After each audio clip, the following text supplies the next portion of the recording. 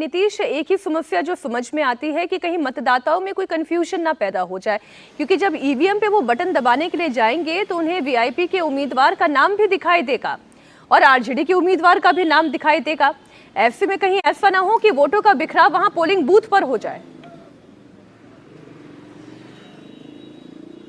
जी हाँ, ये हो सकता है क्योंकि समय बहुत कम है और इतनी जल्दी लोगों तक बात पहुंचाना वाकई मुश्किल होगा। लेकिन सबसे बड़ी बात है कि वोटों का बिखराव साफ तौर पर दिख रहा था। लालू यादव के पत्र लिखने, तेजस्वी यादव के बार बार कहने के बाद भी जो एमवाई, जो महागठबंधन का आधार वोट है, वो अफजल अली के साथ था और इसका एहसास हो गया था और ऐसी स्थिति में जाहिर है वो सीट जो है वो हारना तय था।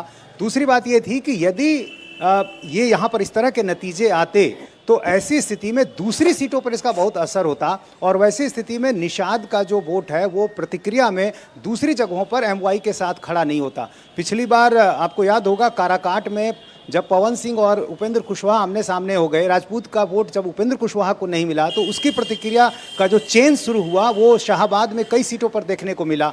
एक उदाहरण के तौर पर यह साफ तौर पर दिखता है कि इस तरह से कैसे प्रतिक्रियाएं होती है जातियों की। तो यहाँ पर भी यदि निषाद वोट जो है उसको नहीं मिलता एमवाई का वोट, तो प्रतिक्रिया में जो दूसरी सीटें आसपास की थी, क्योंकि निषाद वोटर वहाँ मिथिलांचल में अच्छी खासी संख्या में है, तो वहाँ पर उसका नुकसान होता और फिर इसका जो बिखराव है उसका खामियाजा महागठबंधन को होता। इसके अलावा चूंकि डिप्टी सीएम के उम्मीदवार भी है मुकेश सहनी, तो उनको ये हम कह सकते हैं नीतीश के 21 घंटे के बाद जब मतदान होना है, बहुत देर कर दी जनाब आते आते। अब कहीं ऐसा ना हो कि कंफ्यूजन की वजह से गोड़ाबोराम सीट जो है वो महागठबंधन के हाथ से फिसल जाए। बहुत शुक्रिया आपका नीतीश इस पूरी जानकारी के लिए। बिहार में पहले चरण का चुनाव प्रचार समाप्त हो चुका है। 18 जिलों की 121 सीटों पर कल वोट डाले जाएंगे, तो वहीं दूसरे चरण के लिए चुनाव प्रचार तेज हो गया है। सेकेंड फेज के लिए राजनीतिक दलों ने अपना पूरा दम लगाना शुरू कर दिया है।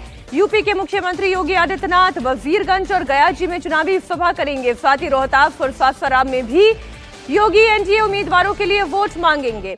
प्रियंका गांधी आज वाल्मीकि नगर और चनपटिया में चुनावी प्रचार करेंगी, तो वहीं तेजस्वी यादव आज 18 जनसभाएं करने वाले हैं। एनडीए की ओर से राजनाथ सिंह, जेपी नड्डा भी चुनावी रैलियों को संबोधित करेंगे। आपको जानकारी दे दें, दूसरे चरण में 20 जिलों की 122 सीटों पर 11 नवंबर को वोट डाले जाएंगे। आइए अब आपको खबर देते हैं यूपी की। यूपी के मुख्यमंत्री योगी आदित्यनाथ अब से थोड़ी देर में लखनऊ में गरीब लोगों को बड़ा तोहफा देने जा रहे हैं।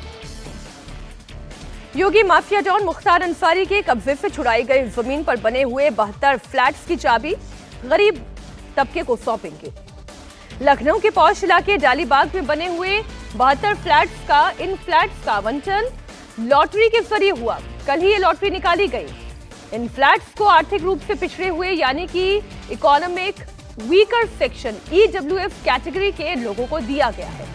मुख्तार अंसारी ने डालीबाग में जमीन पर अवैध रूप से कब्जा कर बहुमंजिला कोठी बनाई थी। योगी ने पहले उस पर बुलडोजर चलवाया, फिर इस पर गरीबों के लिए फ्लैट बनाकर इस पौष इलाके में उनका मकान का सपना पूरा किया। सीएम योगी आदित्यनाथ लखनऊ में जिन फ्लैट्स की चाबी गरीबों को सौंपने जा रहे हैं उनकी कीमत करीब 10,70,000 रुपए है, जबकि मार्केट में इसकी रेट इससे बहुत ज्यादा है। बाजार भाव के मुताबिक इन फ्लैट्स की कीमत करीब 35 लाख रुपए है। 36.65 वर्ग मीटर साइज वाले इन फ्लैट्स में एक बेडरूम, एक छोटा हॉल, किचन और टॉयलेट की सुविधा है। सभी फ्लैट्स के लिए दोपहिया वाहनों की पार्किंग और सिक्योरिटी की भी सुविधा है, यानी जरूरत के लगभग सभी इंतजाम है। लखनऊ विकास प्राधिकरण ने इन फ्लैट्स का निर्माण कराया है, जो पूरी तरह से बनकर तैयार है। हमारे सहयोगी रुचि कुमार लगातार इस खबर पर अपडेट देती रही हैं, हमारे साथ लाइव जुड़ गई हैं। रुचि, इकोनॉमिक वीकर सेक्शन के लिए तो ये बहुत बड़ा तोहफा है, कितनी बड़ी राहत की बात है। उनके अपने सिर पर एक छत होगी, उनकी अपनी होगी। आयोजन हो रहा है।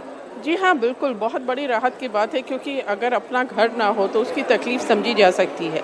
और ये बेचारे गरीब लोग हैं जिनको ये फ्लैट मिला है और उनके लिए बहुत बड़ी बात है ये, खासतौर से इसकी जो लोकेशन है। मीनाक्षी, अगर आप लखनऊ को जानती हो तो ये बिल्कुल पॉश इलाका है। हजरतगंज मुख्यमंत्री आवास बिल्कुल बगल में है, हजरतगंज बगल में है, 1090 चौराहा है वो बगल में है, गोमती नगर पास है। तो बिल्कुल जो शहर का दिल कहा जाता है उसमें ये फ्लैट बनाए गए हैं।